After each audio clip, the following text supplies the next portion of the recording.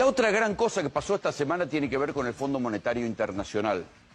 Y acá, ¿vieron cómo es el Fondo Monetario Internacional? Lo que ya tenemos algunos años y hemos cubierto varias veces las idas y vueltas de la política, la deuda externa y el Fondo Monetario Internacional, hemos aprendido a fuerza de leer los diarios y mirar después cómo las cosas se estrellan, que si el Fondo Monetario Internacional, muchacho, te elogia, llévate la mano al bolsillo porque en cualquier momento vienen y te chorean.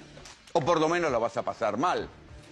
Y algo de esto pasó cuando regresaron de las vacaciones de invierno los burócratas del Fondo Monetario Internacional. Prendieron las computadoras y descubrieron que había que hacer algo con la Argentina, porque desde la Argentina el ministro de Economía, el presidente, Milei, todos están diciendo manden plata, manden plata, manden plata. La semana pasada les contamos que Milei emitió 98.000, casi 100.000 millones de dólares de deuda, de diferente manera, sobre todo bono, porque no es plata del Fondo Monetario, que es lo mismo que había emitido Cavallo o la convertibilidad en los tiempos del menemismo, que es lo mismo que emitió Macri en 2 años, solo que Milei lo emitió en 1 año. Entonces, claro, necesita plata, y ahora necesita plata para financiar la plata dulce, el dólar barato, hay escasez de reservas. Enseguida vamos a hablar con Hernán Lech qué está pasando con las reservas en la Argentina, pero quiero ver lo que dijo Kristalina Georgieva, ahí está. No lo dijo en un documento oficial, sino que dijo en declaraciones a periodistas. Georgieva dijo: el caso más impresionante de la historia reciente es Argentina, donde los efectos han sido profundos, con la implantación de un sólido programa de estabilización y crecimiento. ¿Sí?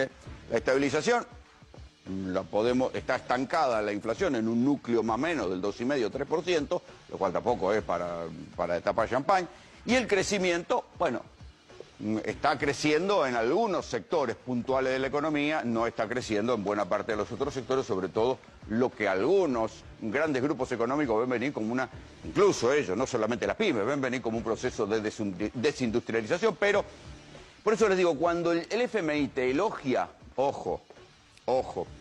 Y acá también es donde hay que ver, y volver un poquito atrás, hacer un paréntesis y decir: che, qué boludo que fue Alberto Fernández, pensando que Kristalina Georgieva, la que había reemplazado a Christine Lagarde en el FMI, era el rostro humano del FMI, y durante la pandemia lo fue llevando a él y a Martín Guzmán hasta que los arrinconaron contra los vencimientos y les pusieron un programa económico que terminó llevándolos al desastre. Incluso después de haber firmado y que se haya ido Martín Guzmán, después de las PASO, por si había alguna duda de que tenían que perder las elecciones, los forzaron a hacer una devaluación que la tuvo que hacer Sergio Massa, le pedían una devaluación del 100%, Massa dio un 20%, esa misma devaluación del 20% le disparó una inflación del 12% y jaque mate, se acabó el peronismo, y se acabó el peronismo tal vez por mucho tiempo en la Argentina. Así que ahí tienen, ¿no? Digamos, por eso digo, cada vez que el Fondo Monetario te elogia, el común de los argentinos, por lo menos los que no vivimos de la finanza, tenemos que llevarnos la mano al bolsillo porque en cualquier momento ya sabemos que vamos a perder.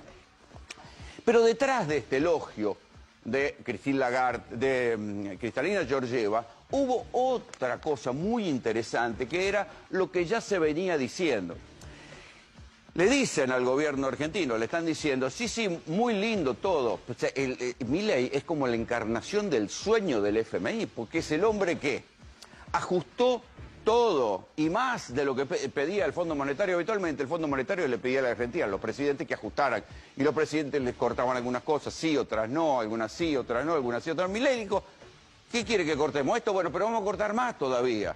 Lo increíble que además buena parte de la población todavía apoya estos recortes que se traducen, como todo el mundo sabe, en una depreciación de las jubilaciones, en menos presupuesto universitario, en la crisis que hay en la ciencia, en cantidad en los trenes, que están cada vez peores, se puede viajar menos porque no invierten un mango, pero igual los aumentaron un 600%. Bueno, no los voy a fatigar a ustedes con las cosas que se produjeron en nombre del ajuste y que está produciendo el gobierno de Javier Milei y que están afectando la vida cotidiana de los argentinos, pero en función de la baja de la inflación están siendo toleradas.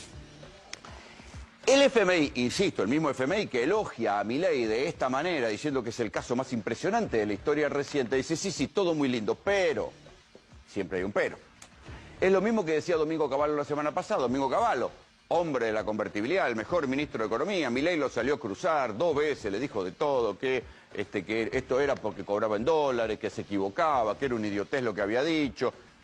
El Fondo Monetario le está diciendo lo mismo. Liberen el cepo. Si liberan el cepo, más o menos va a haber una devaluación del 20 y 30%, o sea que el dólar se va a ir a 1.300.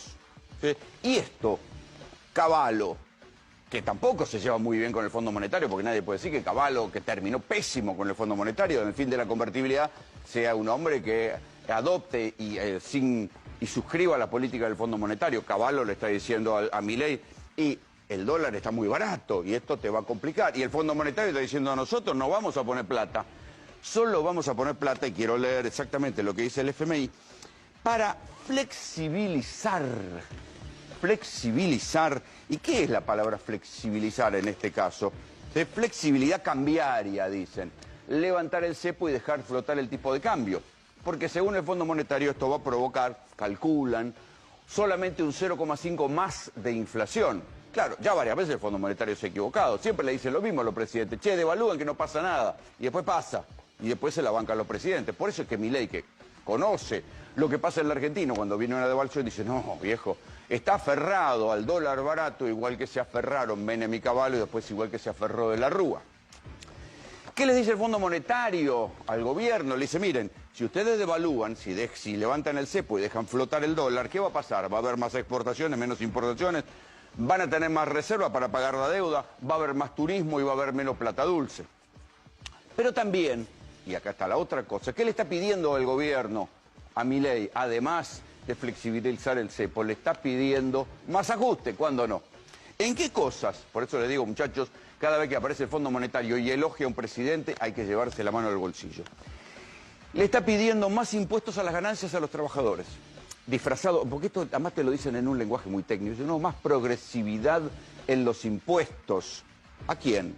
¿A las grandes empresas? No, a los trabajadores. Cambiar las escalas de ganancias, se llama esto, traducido al lenguaje del castellano básico, por lo menos a un lenguaje político que entendamos todos. Le está pidiendo al gobierno una reforma previsional. ¿Y en qué va a consistir la reforma previsional? Bueno, algo va a suceder ahora en marzo, prepárense. Si alguno de ustedes pensaba jubilarse o no se enteró, se acaban las moratorias. Entonces, se van a tener que jubilar con lo que haya o esperar, si no tienen los años de aporte, esperar 5 años más a la pensión universal para el adulto mayor, la PUAM, que es el 80% de la mínima. O sea que ahí ya va a haber un ajuste en la jubilación, y los números de la gente que no tiene los años de aporte son tremendos en la Argentina, en especial mujeres. Y a su vez, ¿en qué va a consistir esta reforma jubilatoria? Muchos están oliendo que antes de las elecciones o después de las elecciones, tal vez no antes, porque claro, después pueden perder una cantidad de votos de los jubilados, pero después de las elecciones va a haber una reforma jubilatoria. ¿Y qué van a hacer? Van a subir la edad jubilatoria. ¿A cuánto? ¿A 65? ¿A 70? ¿A cuánto? Y si la suben, ¿a cuánto también van a subir la PUAM? Y esa gente que no tenga aportes o que pierde el laburo a los 50 años y no puede tener después aportes empleados, tiene que esperar 20 años para empezar a cobrar una jubilación. La situación social va a ser inquietante, al menos. ¿Qué dice el gobierno, en cambio? Dice, no, un momentito, nosotros no necesitamos devaluar, porque para eso tenemos vaca muerta. Y vaca muerta este año nos permitió, como lo permitió ahora, pagar la deuda. Los 4.600 millones de pesos, de dólares que se pagaron hace poco, se pagaron básicamente con lo que produjo de reservas, en lo que se llama ahora, le llaman fino, el oil and gas, el gas y el petróleo, que produjo más o menos 5.000 millones de reservas, y se calcula que para el año que viene le va a traer a la Argentina 8.000 millones de reservas. ¿Alcanza esto para seguir bancando el dólar como está? ¿O en algún momento, si quiere la plata del Fondo Monetario, Milei va a tener que acceder a flexibilizar o a levantar el cepo? Lo van a presentar como un éxito el levantar el cepo, pero al levantar el cepo eso se va a traducir en una devaluación. ¿Y a dónde irá a parar? Cualquiera que acepta una devaluación en la Argentina, y si no, acuérdense de Alfonso Pratgay, que pensó lo mismo, le creyó al Fondo Monetario y a los economistas internacionales y dijo, bueno, no, vamos a poner el dólar oficial al precio del dólar blue, porque total, ya todos los precios están calculados a dólar blue. Y así le fue a Pratgay, inmediatamente la inflación se le disparó un 6%. Esa es la encrucijada de Milei, por eso Milei se resiste a aceptar el programa del fondo, incluso